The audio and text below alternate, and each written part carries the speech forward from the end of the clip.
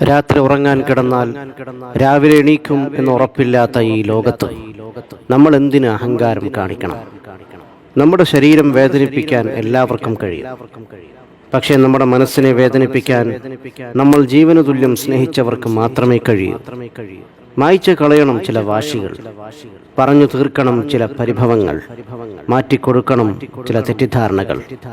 നാളെ നമ്മളിൽ ആരുണ്ടാവുമെന്ന് പറയാൻ പറ്റില്ല.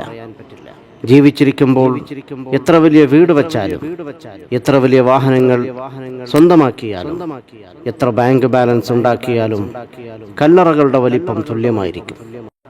എളിമയോടെ ജീവിക്കുക, പരസ്പരം സഹായിക്കുക, സ്നേഹം പകുത്തു നൽകുക. പഞ്ചസാരക്കും ഉപ്പിനും ഒരേ നിറമാണ്, പക്ഷേ രണ്ടിൻ്റെയും രുചി വളരെ വ്യത്യസ്തമാണ്. അതുപോലെയാണ് ചില സുഹൃത്ത് ബന്ധങ്ങളും. സ്നേഹിക്കാനൊരു മനസ്സുണ്ടെങ്കിൽ പിന്നെ കുറവുകൾക്കൊന്നും അവിടെ സ്ഥാനമില്ല. കുറവുകൾ അറിഞ്ഞു സ്നേഹിക്കുമ്പോഴാണ് സ്നേഹം യാഥാർത്ഥ്യമാവുന്നത്.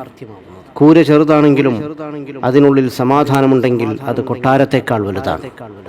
നമ്മളെക്കാൾ ഉയരത്തിലുള്ളവരെ നോക്കുമ്പോൾ നമുക്ക് വിഷമവും ദുഃഖവും തോന്നാം.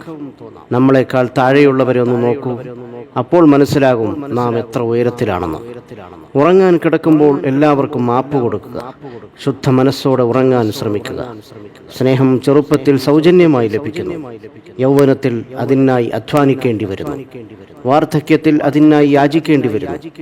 ചിലർ നിങ്ങളുടെ മുന്നിലെത്തുന്നത് ഒരു അനുഗ്രഹമായിരിക്കും. ചിരിക്കുന്ന മുഖങ്ങൾ സൂചിപ്പിക്കുന്നത് അവർക്ക് ദുഃഖമില്ലെന്നല്ല, മറിച്ച് അത് കാണിക്കാതിരിക്കാനും കൈകാര്യം ചെയ്യാനും അവർ പഠിച്ചിരിക്കുന്നു എന്നതാണ്. സ്വന്തമെന്ന് തോന്നുന്നവരോട് എന്തും നമ്മൾക്ക് സംസാരിക്കാൻ കഴിയും. എന്നാൽ വായിൽ നിന്നും പ്രതീക്ഷിക്കാതെ കേൾക്കുന്ന വാക്കുകൾ മനസ്സിൽ വല്ലാതെ മുറിവേൽപ്പിക്കും. ജീവിക്കാനുള്ള ഒരു അവസരവും പാഴാക്കരുത്. കാരണം ജീവിതം തന്നെ ഒരു അവസരമാണ്. ഒന്ന് കാലു തെന്നി വീണാൽ തീരുന്ന ജീവിതത്തിന് എന്തു ജാതി, എന്തു മതം, എന്തു നിറം.